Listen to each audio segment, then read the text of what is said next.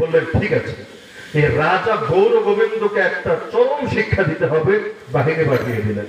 কিন্তু রাজা গৌর গোবিন্দ দুই তরিকায় কাজ করত, শুধু সামরিক বাহিনী দিয়ে কাজ করতো না।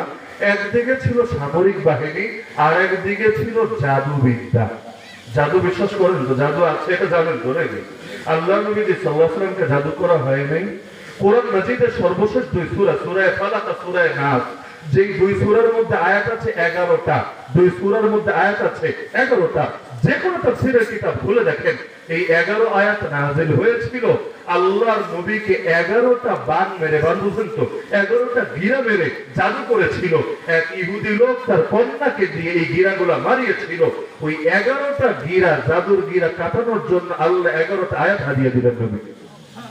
যার জন্য নবীও জানিয়ে দিয়েছেন, কেউ যদি সকাল সন্ধ্যা 3 বার কুল হু আল্লাহ সূরা, 3 বার কুল আউযু বিরাব্বিল ফালাক সূরা, 3 বার